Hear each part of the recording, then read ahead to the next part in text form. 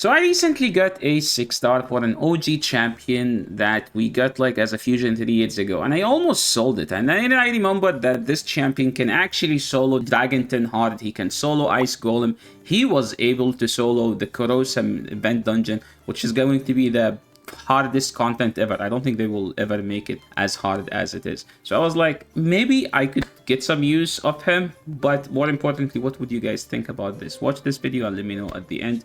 How did you feel about him? So what champion I am talking about? The champion I'm talking about is actually none other than... So what's the unique thing about Walking Tomb Dreng? Walking Tomb Dreng is one of the best champions as HP burning champions in the entire game, because he just doesn't need accuracy to land his HP burn.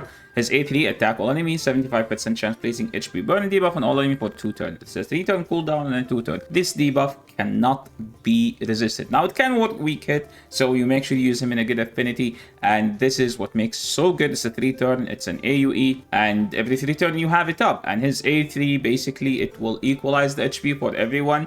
Usually when you do a solo, you don't activate this, you just make sure that it does not do anything, so he can just keep spamming his HP burn and his A1, which does some sort of activation. So he's some sort of like what a HP version of Ninja, except that he doesn't do the damage that Ninja can do, but he has other ways into doing his damage because he doesn't need accuracy. Also, he's the easiest champion to build in the entire game. Really quick guys, get yourself a free legendary Narma by clicking the link in my description. You will also get 3 amazing epics, Anax, Uugo, and Mausoleum Mage. All you need to do is, number 1, log out of Play and Play on your PC and uninstall it. Number 2, click the link in the description and register with a brand new email. Number 3, launch raid and complete the tutorial. Number 4, go to your inbox and claim the champion.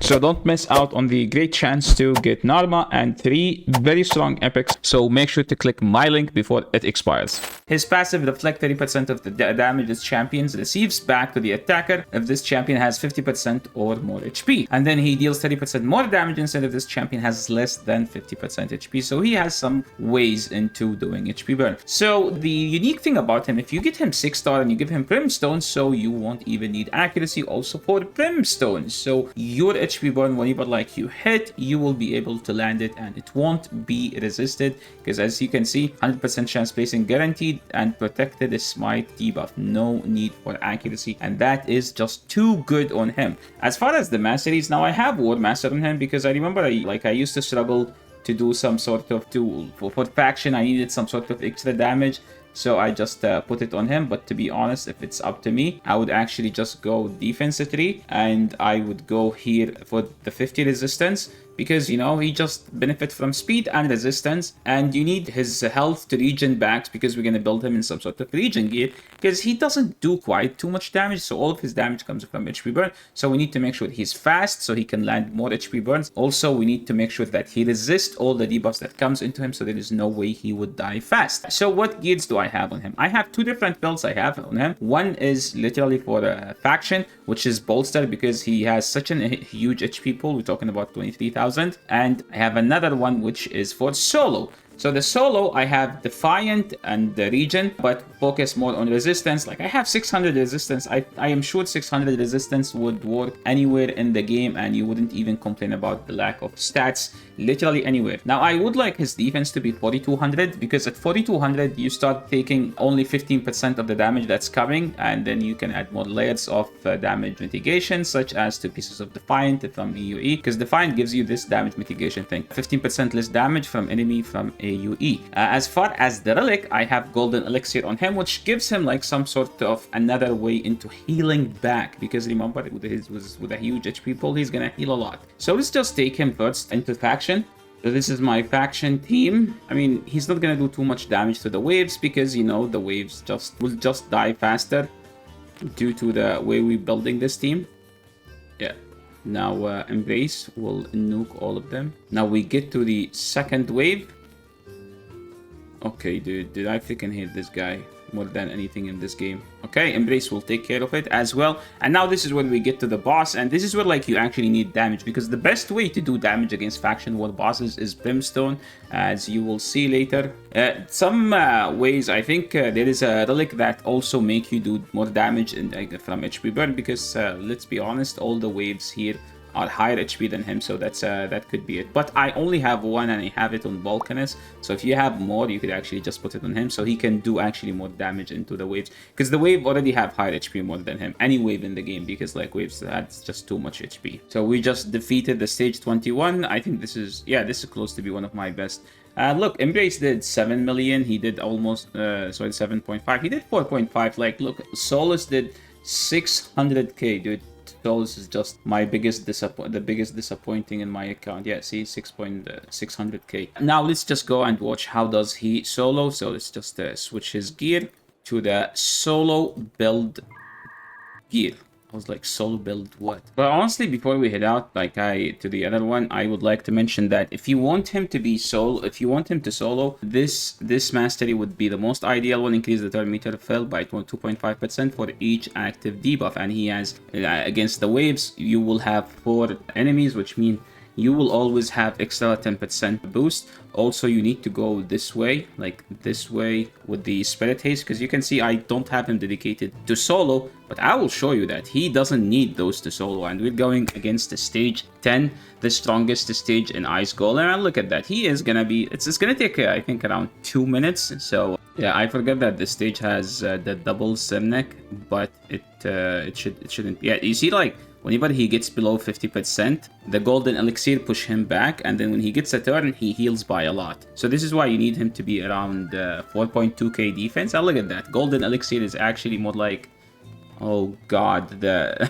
the unkillable is not running out. Okay, so we get to the boss. Now, my only worry is that I have War Master. You're not supposed to have War Master against Ice Golem. But honestly, like, it doesn't seem that it's an actual issue. As long as he's hitting the mobs, we should be in a good situation. Look at that. He is doing it like no issue. You might be thinking like, oh my god, he's getting a big hit. Remember, we have golden elixir. If he gets below 50, it will push him back above 50. We still can't see it. So, because, like, don't think my my gear will actually like push you back, because remember, I don't have the masteries that heal him or give him extra speed when his allies die or boost his turn meter. If you have those masteries, you will have as much of a gear as mine, to be honest.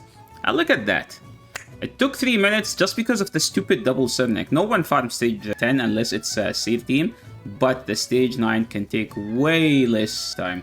Now, if we move into the dragon and see how would he do, I think stage 10 is also as there. Okay, let's see. Is there a cleansers here? No, there is no cleansers. And look at that, it's kind of clean, it's smooth, he's just doing his things. And whenever he gets low, he is just gonna get back some... Where did he get the shield from? Oh, I think it's the mastery. When he kills something, he gets a shield. Yeah, look at that. It's so clean, so safe. I think he got only once below the 50%, but the golden elixir got him back above 50. You can all, by the way, if your gear is not as good, golden elixir will actually fix that for you, because the more you upgrade it, the more it will heal you, right? Look at that. I'm always full HP. I don't even have 2 pieces of immortal with it. I don't even have the masteries that increase the heal.